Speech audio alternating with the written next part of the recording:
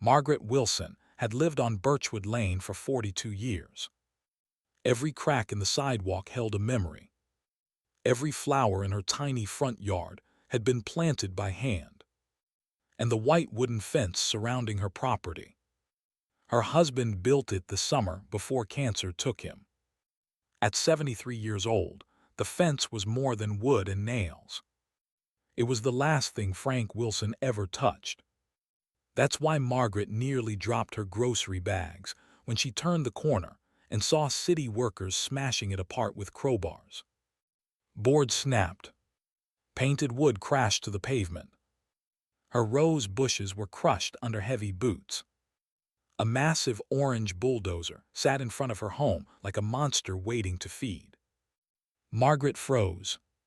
One worker laughed while tossing another fence panel into a truck. Another man spray-painted a red X across the mailbox. Margaret's voice trembled. "Stop, stop." Nobody listened. She rushed forward, nearly stumbling off the curb. "That's my property. What are you doing?" A tall worker in a neon vest barely glanced at her. "City order, ma'am." "What order?" "Unauthorized structure violation." Margaret stared at him in disbelief. "That fence has been there for 30 years. Not our problem." Crack. Another section collapsed. Margaret flinched like someone had hit her. Neighbors began peeking through curtains. Phones came out. Nobody intervened. Margaret walked toward the bulldozer operator. "You can't do this. I never received any warning." The operator shrugged. "Talk to the city." Then the machine lurched forward. The front blade crushed the flower bed Frank had planted the week before he died. Margaret screamed, "Please." The workers ignored her again. And that's when black SUV number 1 rolled onto Birchwood Lane. Then another. Then another. The city workers stopped. Doors opened simultaneously. Men in dark suits stepped out. And finally, the mayor himself emerged from the last vehicle. Mayor Daniel Reeves, the most powerful man in the city. The workers instantly straightened. One whispered nervously, "Why is he here?" Margaret wiped tears from her face, confused. The mayor looked directly at the destroyed fence. Then at the bulldozer. Then at the city supervisor standing beside the truck. His expression darkened instantly. "Who authorized this demolition?" Nobody answered. And suddenly, the workers who had laughed minutes earlier looked terrified. Because Mayor Reeves wasn't angry at Margaret. He was furious for her. And before sunset, the entire city would discover why. 2 hours earlier, Margaret Wilson had been sitting peacefully on her porch watering roses. The morning sun warmed her cardigan. Birds chirped softly. The neighborhood was quiet. Then she noticed a white envelope sticking out of her mailbox. City notice. Her stomach tightened immediately. Margaret hated official letters. She adjusted her glasses and slowly opened it. The paper inside made no sense. Property violation. Unsafe border structure. Immediate removal authorized. Margaret blinked repeatedly. What? She reread it 3 times. The notice claimed her fence violated emergency safety codes and would be removed within 48 hours unless repaired. 48 hours. Margaret looked at the fence in disbelief. It stood perfectly straight. Fresh paint. No damage. No rot. Across the street, Mr. Jenkins walked outside with his dog. Margaret waved the notice. "Harold, does my fence look dangerous to you?" The old man frowned. "Dangerous? That thing's sturdier than my house." Margaret forced a weak smile. But deep down, something felt wrong. Very wrong. because 3 houses down sat a broken chain-link fence, leaning halfway into the sidewalk. Nobody touched that one. Margaret slowly walked back inside and grabbed her old landline. After 23 minutes on hold, a bored city employee finally answered. Municipal office. Yes, dear, I received a demolition warning about my fence, and there must be some mistake. Typing sounds. Then silence. Finally. No mistake. But the fence isn't damaged. It's flagged for removal. By who? Supervisor Clayton's department. Margaret wrote the name down carefully. Clayton. Can I speak to him? He's unavailable. Can someone inspect it again? No. The line went dead. Margaret stared at the phone. Something cold settled in her chest. By noon, the workers arrived. No second inspection. No discussion. No paperwork. Just destruction. And every minute became worse. The workers deliberately stepped on flowers. One ripped down the small wooden sign that read, Frank's Garden. Margaret picked it up from the dirt with shaking hands. The paint had cracked down the middle. That broke her more than the fence. Because Frank carved those letters himself during chemotherapy treatment when his hands barely worked. Margaret clutched the sign to her chest. Please stop. A younger worker hesitated briefly. But the supervisor barked. Keep moving. That supervisor was Victor Clayton. 45. Expensive sunglasses. Gold watch. Arrogant smile. The same man whose name appeared on the notice. Clayton approached Margaret casually. You were informed. I called the office, and the city made its decision. You're destroying my home. It's a fence, lady. Margaret looked him directly in the eyes. No, it was my husband. For the first time, Clayton seemed uncomfortable. But only briefly. Then he smirked. Should have fixed the violation. Margaret's eyes filled with tears again. Neighbors watched silently. Nobody wanted trouble with the city. Because everyone knew Clayton's reputation. He bullied residents constantly. Issued fake violations. Targeted elderly homeowners. But nobody could prove it. Not yet. At 1:17 p.m., a teenager across the street started live streaming the demolition. His username was LocalLensJ. At first, only 12 people watched. Then 50. Then 200. Because viewers noticed something strange. The fence looked perfectly fine. Comments flooded in.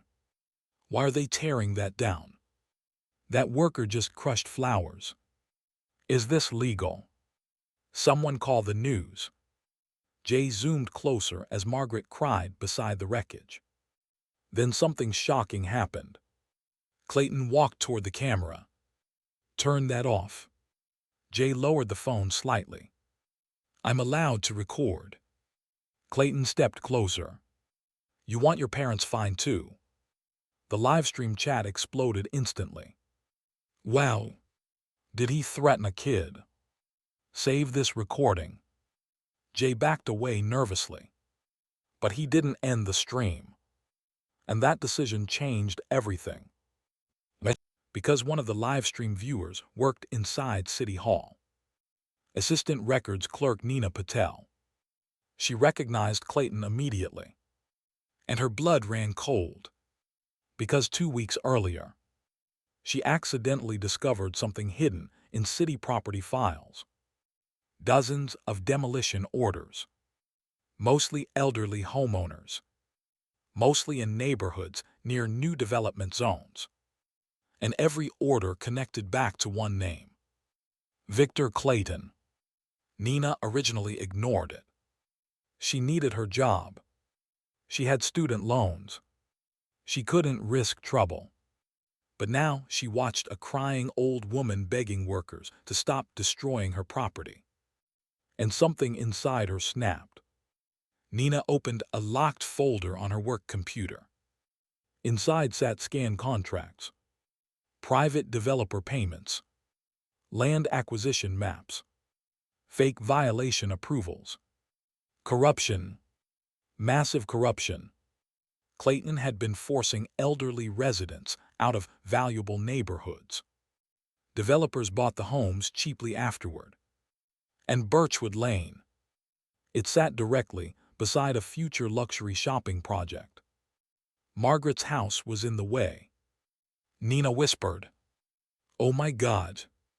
Then she saw another name on the documents.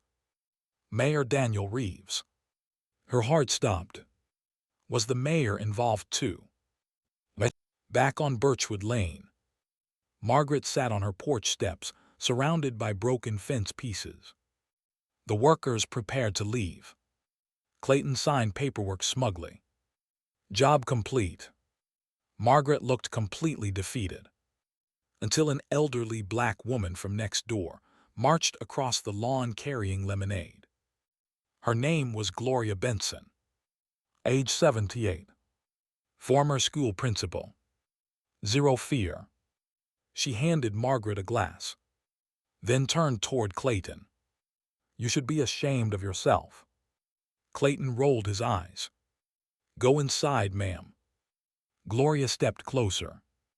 "I taught this city's children for 40 years. And men like you are why they stopped believing in decency." Several neighbors slowly emerged from their homes. Clayton noticed. His confidence dipped slightly. Gloria pointed at the destroyed flowers. "That woman buried her husband 6 years ago. You crushed the last thing he built." Even the workers looked uncomfortable now. But Clayton laughed coldly. "Not my problem." And that sentence would later destroy his entire career. Because Jay's livestream captured every word. At City Hall, Nina made a decision. She copied every file onto a flash drive. Then she walked directly toward the mayor's private office. Security tried stopping her. "She doesn't have an appointment." But the mayor's assistant saw Nina crying and intervened. Minutes later, Mayor Reeves sat behind his desk reviewing documents while Nina nervously explained everything. The mayor's face slowly changed from confusion to disbelief to rage. "Are you telling me my signature is on fraudulent demolition orders?" Nina nodded shakily.